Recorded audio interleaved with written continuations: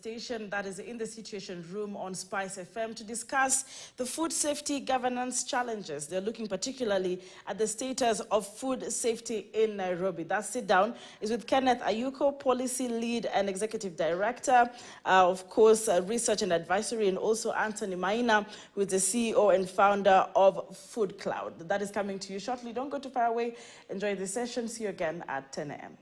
Why has it been rejected? Right. It is on what basis? Is it on basis of cosmetic conditions or because of the residue level? Okay. Yes. So you make sure that then that doesn't end up. Doesn't end up. Do you have any indication of statistics of the amount of food in our markets, and we know where the markets are, that would have questions of quality? You, Kenneth, you can respond to this at some point. Kenneth can respond. Where, by the way, where is our market in Nairobi? Our market? Do you only have one? Exactly. Nairobi, because of that issue of convenience, Nairobi is one contiguous food market. How long do you have to drive before you get across a vendor? How long do you have to step out of a matatu before you are stepping on somebody's fruits being sold? Nairobi is one big food market. And that creates challenges when you now have to deal with analysis of quality, monitoring. I mean, where do you place the people? And it becomes difficult then to have some of, what do we call them? Some of the standards or practices that should be in place to assure quality. The HACCP, the hazard analysis and critical point frameworks, for instance, that creates challenges when you have to do the public health quality thing. Your meat might leave, what's that place where the meat is? Dagoretti. It might leave Dagoretti in well-designated red band boxes and red band pickups, and then it lands at the butchery, your closest butchery, from where then it lands at the Mutura place. And where's your Mutura place? By the roadside. Not by the roadside, at the bus stop. At the bus stop, because when the consumer, when he gets out, ooh, that beautiful Mutura is the first thing I'm going to eat. And he needs his card. At the stage. At the stage, to eat before he gets home. Because probably at home there's only skuma wiki. So, I mean, these are all issues of our mental and psychological. So, Kenneth, are we able to tell by any level or degree of certainty the quality of the food that we consume in Nairobi? We are able to tell, but we are restricted by capacity. Okay. There is one institution called the government chemist. And the government chemist analyzes the chemical component. He's a chemist, the chemical component of your food. There is the hospital laboratories. Let me put it this way. In 1966, when we commissioned that market, how many people are in Nairobi as the population? Can you hazard a guess? How many were you? Like 25 guys? 427,000. Less than 500,000 people. Less than 500,000 people. What is the population of Nairobi today? 5 million. 5.57 and counting million. So you are looking at the capacity of an analytical lab which was set up back then, probably in the 70s, and whose capacity has not increased commensurate with the demand for ascertaining food quality. And go back to the what did we call him? go back to the consumer. And I've given you that graphic example at Haile Selassie at Marikiti. And up the road at the roundabout where Haile Selassie hits retail Racecourse Road, hits the Racecourse Road, there is a public toilet. And next to it, there's a manhole, which occasionally, based on its moods, bursts out. You seem to know the geography of Haile Selassie. And the water goes down towards Landis Road. And if it doesn't get on the pavement, at least the vehicles coming up will make sure it splashes it on there. And right on the pavement, on the first two lanes, there's the Mama Mboga and Mama Kitungu. On those brown gunny sacks, which is now moist from the splashes from the sidewalk. splashes, and therein sits your tomato in that pyramidal shape, and it says 20 bob for 5, and here is 100 bob for 15, and so on. And the price indicators are very conspicuous. You can see them from a mile away. It is red on white background. You can't miss it. So before you even know what you want to buy, you already know the price.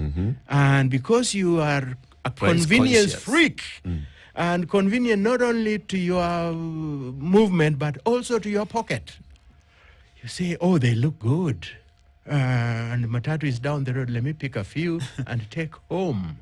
And they are so nice you can eat them On the spot. And you arrive with them home, and your kid, you bought 15, you're only going to use 2, and your kid likes it, and he's also a healthy food freak. I'm a vegan, so I eat tomatoes, and I cut them into my kachumbari. I mean, this is the kind of environment we are talking about. It doesn't take rocket science to tell you that in that environment, there is no way you can ascertain food, even if properly cooked. What happens to your kachumbari? Kachumbari is never cooked.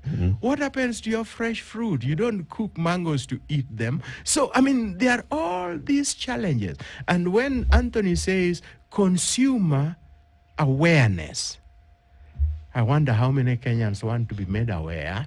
My grandmother used to say, what goes into the stomach is not washed, so I shouldn't bother. To which my mother then would retort, that's why what goes in there should be clean. So, I mean, this is the kind of situation we are dealing with.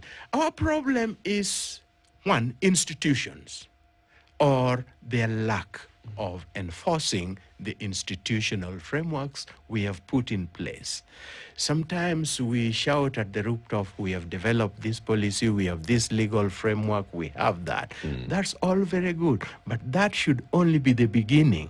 The next step is, how do you make sure that this institution serve the purpose, that the institution, the laws and regulations are not an end in themselves? Unfortunately, a lot of times we assume they are the end. How do we create this consumer awareness, Anthony? This will come from the regulators, whereby they can organize the forums on educating these consumers. Also, we can work through policy angle, because like for these consumers, mostly they depend on these vibandas and these mama bogas. We can come up with maybe a framework, or maybe a way of dividing these mama bogas, on creating a tools for ensuring that whatever get consumers is safe for consumption. That's a long route, man. Because we, like you said, if we have a challenge at the institutional level, if the institution does not have the capacity to just do the basics, will it have the capacity to do this, to roll out all these programs and to ensure that the programs are actually reaching the intended audiences? How do we, for example, now that you have this platform, how do you create awareness to the people that this is what you should consider as quality and safe food? This is how we would universally define safe food. When you talk about food safety, This is how you can tell. How can I tell that the bogas I'm buying, like the tomatoes you've described, like wherever I go, so I say, no, because Kenneth told me about that Marikiti area, I'll avoid it. So I'll want to go and buy food which is on, a raised platform. But how can I tell that this is safe food? I will first of all make a disclaimer and an apology. I'm not trying to destroy business at the market. It's important to put that across. Yeah. But we are trying to get the consumer.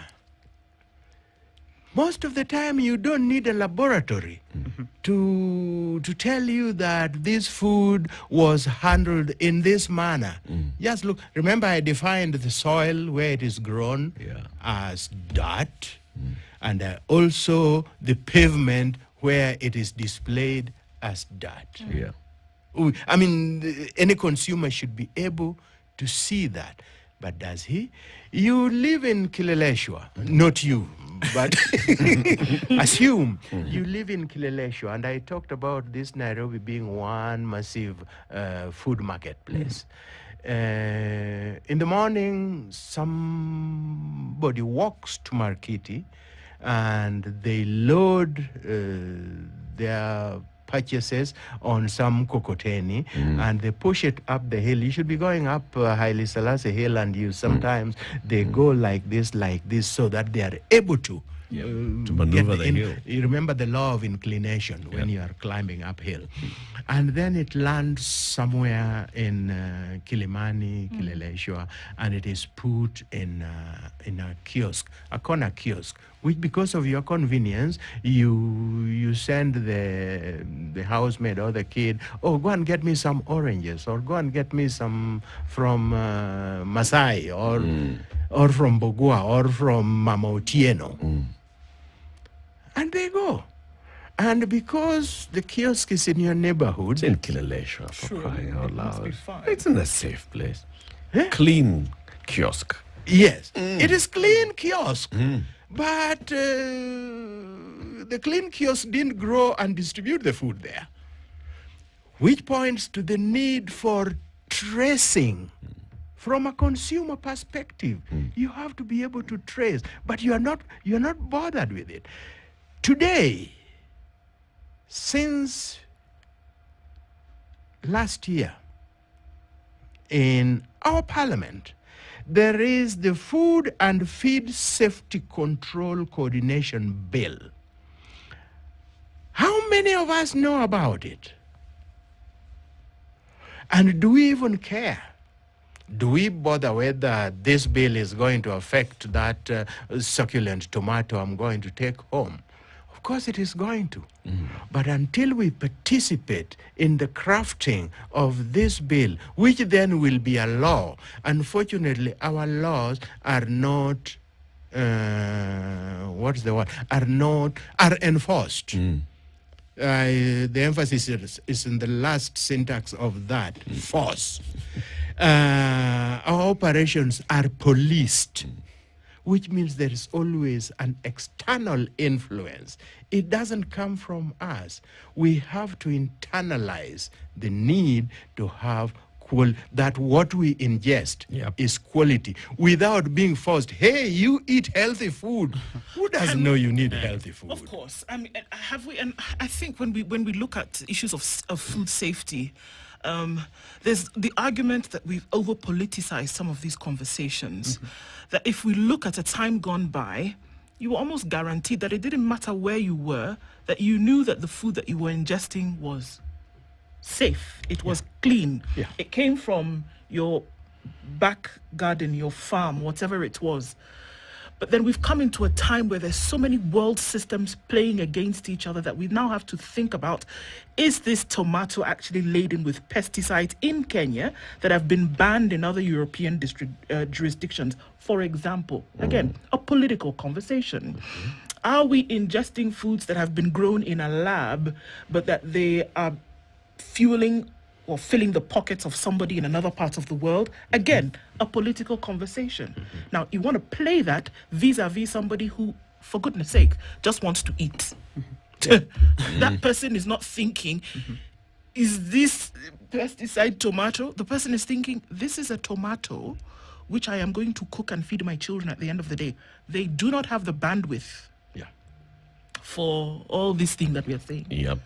How do we actually really, really balance this conversation whereby the world may be talking, and yes, it sounds like an elitist conversation when we're saying food safety. The world is talking about food safety. There is somebody who's talking about using food to survive. How do we make sure that we are actually having this conversation in the arena that is relevant to all the parties in this ecosystem? How do we do that? Food safety here, survival, to live to tomorrow. Unfortunately. Where we're on that place where the mud is splashing all over the place and it's 20 shillings for 5 tomatoes, whatever the case may be. Yes. But I will buy that because guess what? I have 100 shillings in my pocket and I must eat this. I must eat today. I buy those tomatoes. I buy a couple of onions here so that I can go home and buy a half a kilo of unga to eat. You see? It's a reality. It's not Yes. something we're making up. Yes. That's the existence That's of a very many reality. people. So can we say, whereby we're playing against so many other pillars, can we really take food safety into consideration? Today is 7th of June. We are marking the World Food Safety Day. Do you know which edition this one is? The 6th edition. Meaning food safety issues has only come to the fore over the last 6 years. Yep. And yet, at the creation, when God puts Adam, first Adam, into the garden and then brings in Eve, he gives them a commandment. All this thou shalt eat. I mean, that's the first thing God instructed people to do, to eat.